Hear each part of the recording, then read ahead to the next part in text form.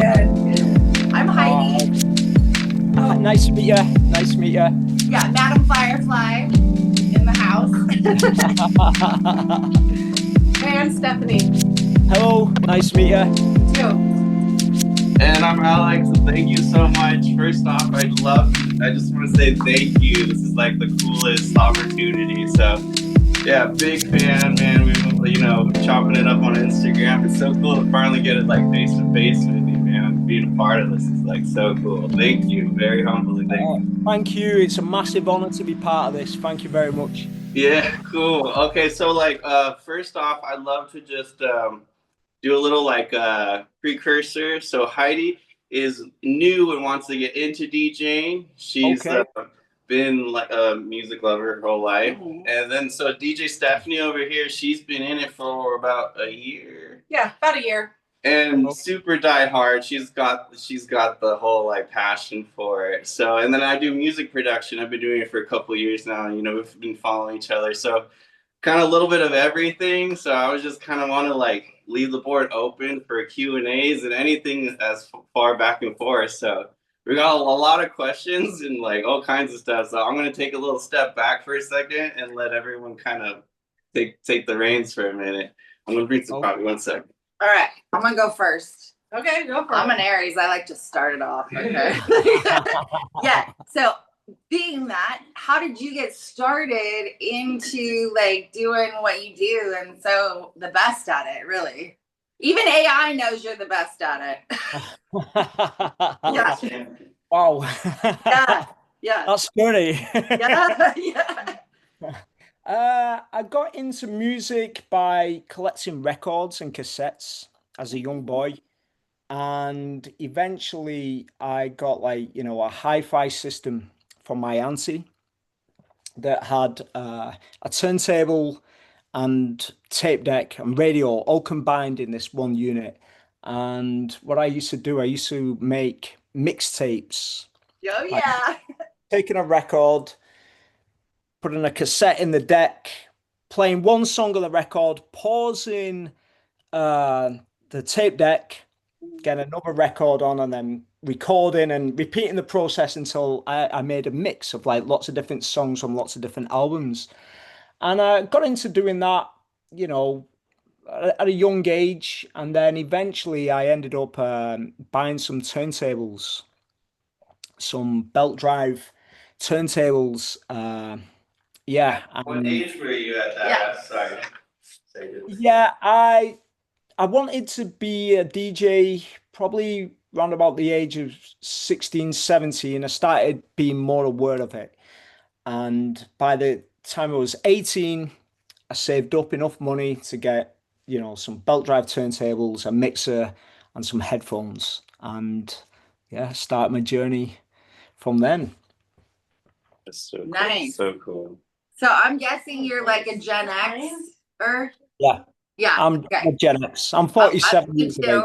Me too. I'm with you on that. Yeah. Industrial. That's right. Like, yeah, we're the crossovers. Like, we are. We've come from analog and saw the digital age, evolve in that. Yeah.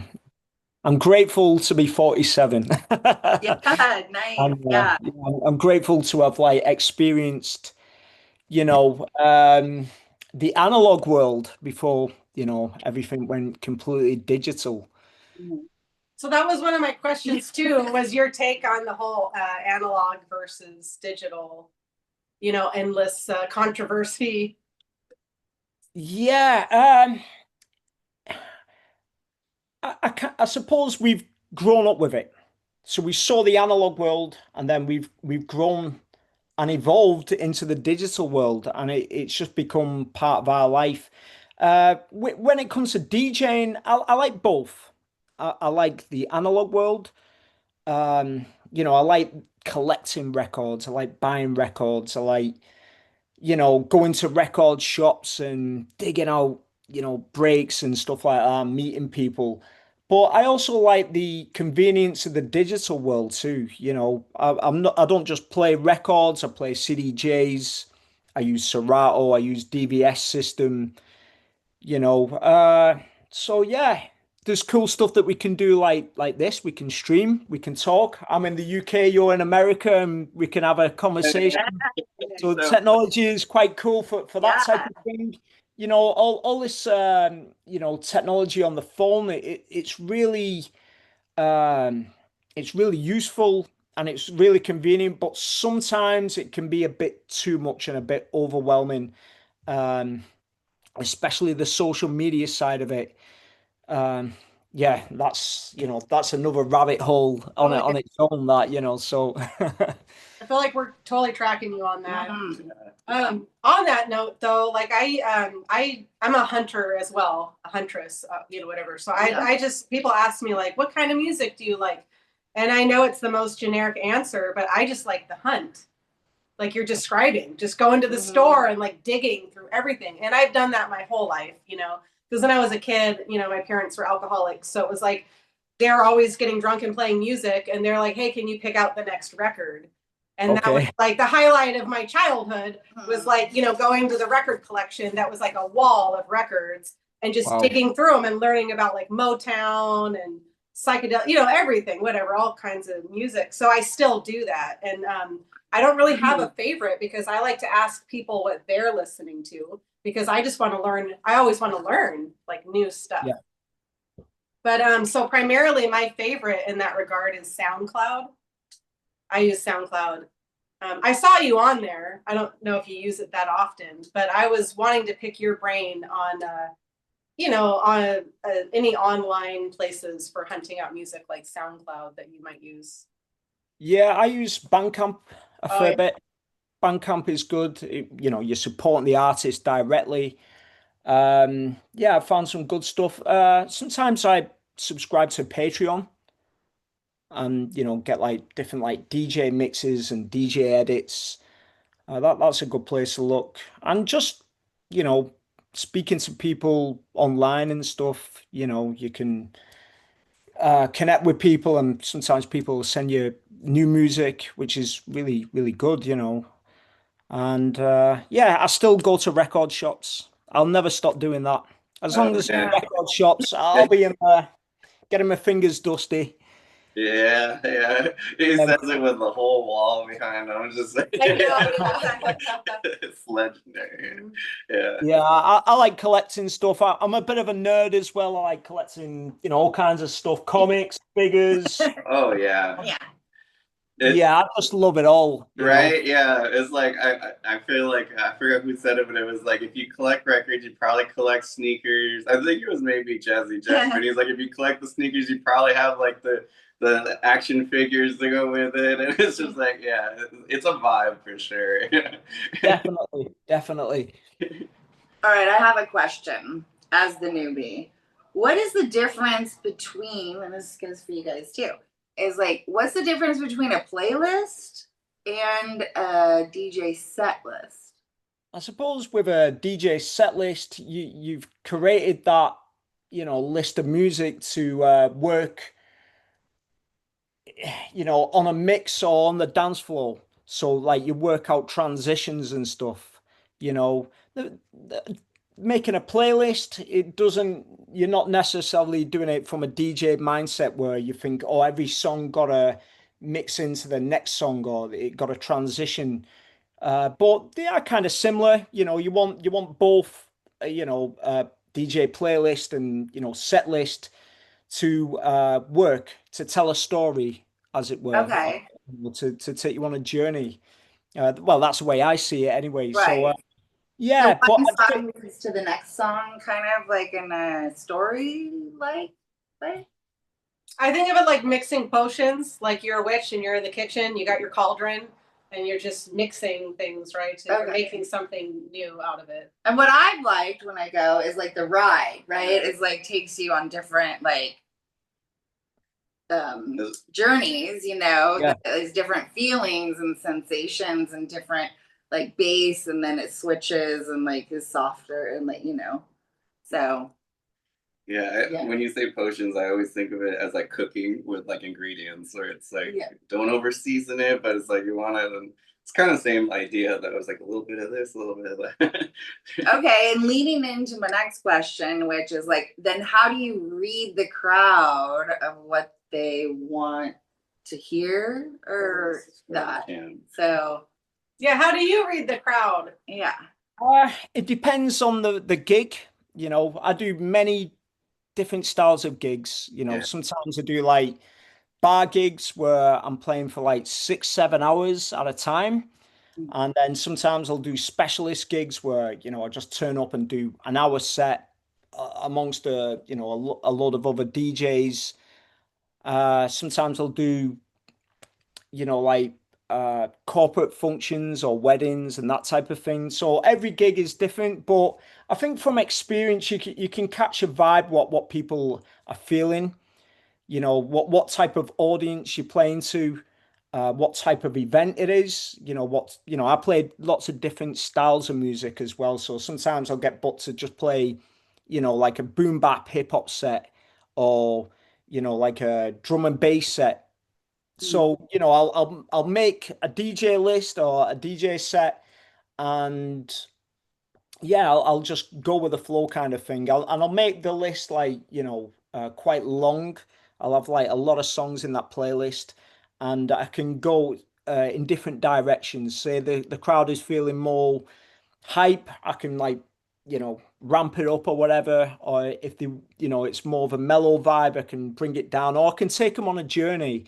So yeah, I do like to plan stuff, but I also, you know, can do stuff spontaneous and just read the crowd, read the room, and just play, you know. For sure. Okay, so to feed off of that, this is like one of those things. Do you do song requests?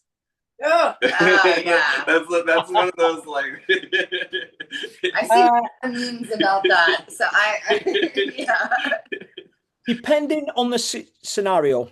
So if I'm a corporate function or a wedding, yes, you have to. You have to leave the ego at the door and be basically a human jukebox. But if I'm playing like you know, like a hip hop show, and there's loads of like rappers and, you know, other hip hop DJs, and I'm booked to play hip hop, and someone comes in with a request and says, "Can I play, I don't know, Rihanna or Justin Timberlake?" I'd be like, "No, I'm doing my thing." Yeah. There's a time and a place for it, you know what I mean? But sometimes, you know, if I'm playing in a bar, and I do a lot of open format DJing where I play, you know, many genres, and, you know, the vibe might be R&B and at the moment what I'm playing, and, you know, hip hop and that type of thing. And then someone gives me a request and I think it might fit the style that I'm playing, and that in that moment of time, and if I've got the song, I'll try and squeeze it in there somewhere, you know. But if they come with something ridiculous, say I'm playing, I don't know, some house stuff, some new disco house stuff, and then someone asks for, I don't know, Spice Girls or something like that, it's like, no, I ain't playing that. You know what I mean? It's a time place. No. Well, That's a great answer though, for it, because that's like always one of those like, some no, some are hard yes and some are hard no. So that's really good advice though, is like kind of reading what the gig is. Like, yeah. Is there like difference between like someone who does like a festival versus like wedding stuff? Is that like a different like? I'd like to do that. Like, I think there's Totally. Yeah. So it's like, do you Totally. tailor what you're doing towards like what you want to do?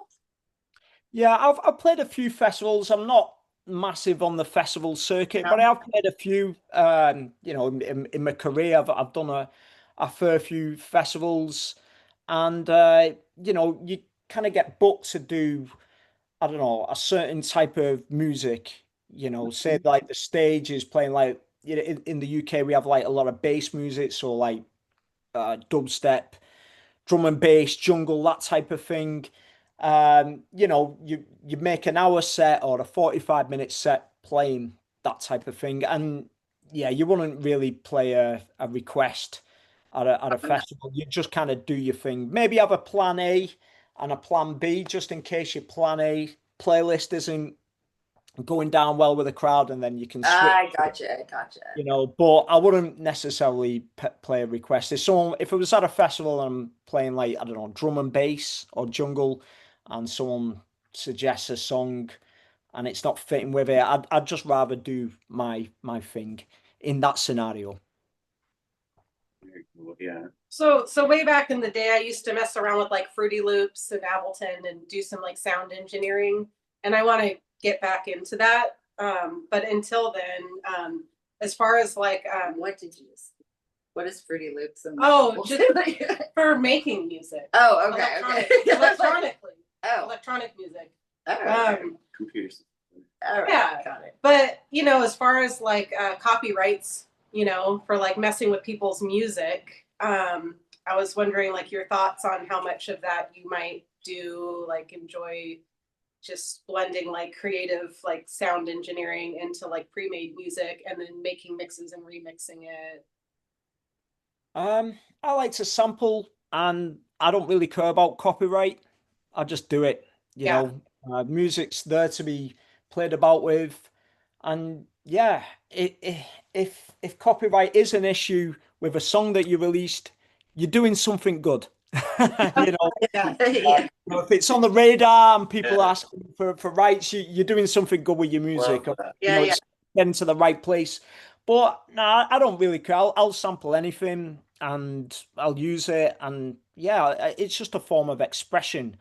And what I'll do, I'll take a sample of whatever record it may be or whatever sound, and then manipulate it and then make it my own thing.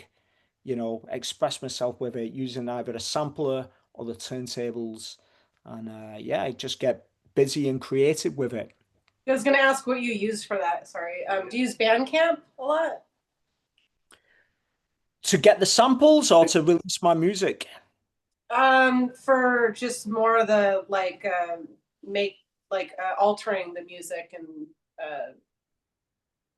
I don't know how to frame No, it. I use Ableton.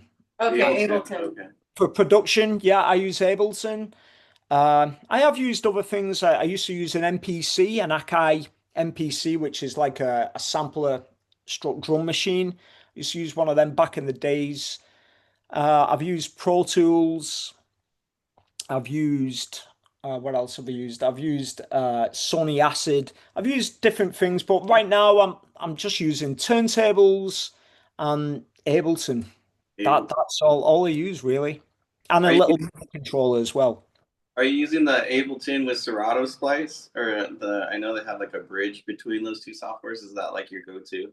Yeah, Okay. that just works well for me. It's just really easy workflow, and it's not too complicated, because you can get really overwhelmed when it comes to production and using a lot of like plugins and different software and hardware. The rabbit hole goes, get really glitched out with the possibilities. I was actually having this conversation with Stephanie where it's like, once you get into like the STEM features and everything, it's like the creative like freedom, it can be like overwhelming, because like how you're saying, it's just down the rabbit hole of endless possibilities.